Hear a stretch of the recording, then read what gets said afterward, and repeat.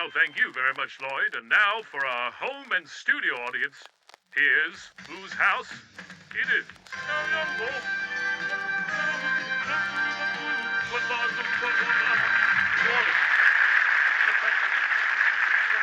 Well then, Kenneth, it all begins with you. Well, I'm wondering when he went on and on about the nature and the plants and the fish. Do you think he was giving us a clue there about all those natural phenomena? I mean, was it that the man's interested in nature, the world of nature?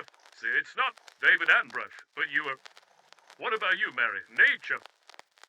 Townhouse, and it's a real home. I mean, it's obviously I think it's a bachelor. Is it? No, it's a family. Family, is it? Well, as it happens, someone who now lives alone. Well, let's try it. How about a politician? Oh, this book's. No, it's not a politician, a politician. Nature, historian. He kept on about history. Historical thing. No, that didn't work either. Swell him in. What about Laura? Can you help with a psychological profile here? He's out of work because his books are alphabetical. I've never known anybody in full employment who had the time to get his books in order. Or he doesn't read them at all, but they're all paperbacks. Not many hardbacks there. Not a great deal of money. Sorry, mystery guest. But it's a paperback man with a mass-produced dolphin door knocker who appears on television, doesn't get paid a great deal for doing it, and needs it even can't afford a gardener. And it's not you, is it? You? Shay Frost, is he?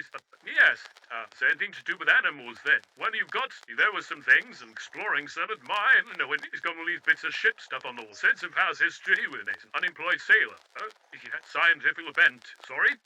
All those things came up in the thing. It's a sort of Magnus Pike for That's the 50-30 prize. Oh, really good. Come through the keyhole, Magnus Pike. That's it.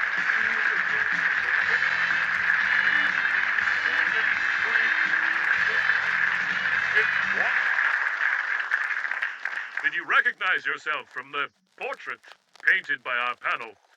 Well, it was a bit deceptive, I think, because a lot of the things about flowers and nature and so on nearly are not specially known for nature. You were getting them off that. I thought that was quite sensible of you. Well, I mean, naturally you were sensible. Thank good.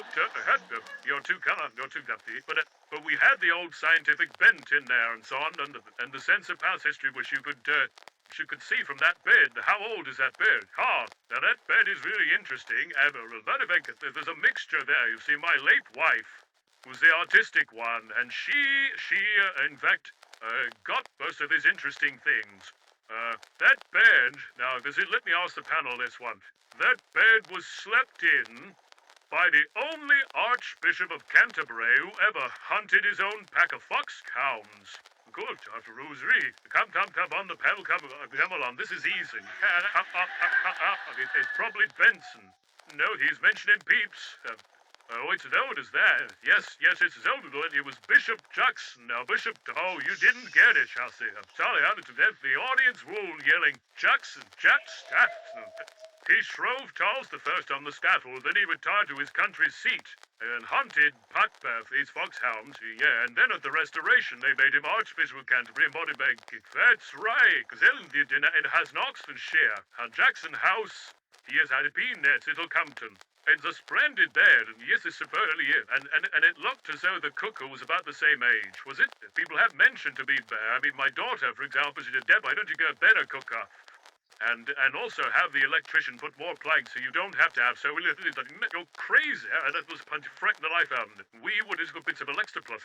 Knowing you, it is fated to see a place where experiments would have been conducted in a laboratory or very scientific. Yes, instruments. There were no instruments, you see. Well, you never asked me how I got my doctor's degree. They never have. I did a research. I was researching the biochemistry. Riboflavin. You remember all about riboflavin. It's the vitamin B2. Now, have you ever noticed you can't see through anybody? You can guess pretty well if you're going to see through them. Because the one part of the body which is absolutely beautifully translucent, namely the lens of the eye. Now, what keeps the lens of your eye healthy is that you can see me. What, you mean eye drop? You mean the lens glands? No, the thing right in the middle is a thing rather like a glass marble. You're looking at me through. It's the lens of the eye. You have two of them, one in each eye, yes. and nobody knew how it, so I was doing a PHS every hair nerves as to whether riboflavin had anything to do with it until I have looked into more rats' eyes through an ophthalmoscope. And I would challenge anyone to eat hot dinners, and it's quite a dangerous job because if you know ophthalmoscopes, the thing you look into, you put it close up, and when you do it with the rats, their rats are eyes that rather, you put it close up, and there's a... And it took a bit of nerve, I get there. So if I did it for 2 or 3 years, with the end of it, the University College London said, Pike, that's enough. We'll make you a doctor. And we did.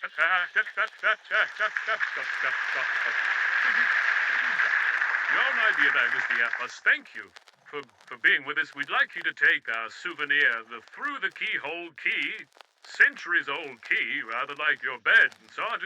And we'd like to thank you for bringing us. We'd like to thank our glorious panel, Kenneth Williams, Mary Parkinson, Alan Corrick. Of course, we'd like to thank Magnus Pike. We'd like to thank Lindsay DeBoer. We'd like to thank Lloyd, the wonderful Lloyd Rest from the bubble. We'd like to thank you for joining us. Until the next time.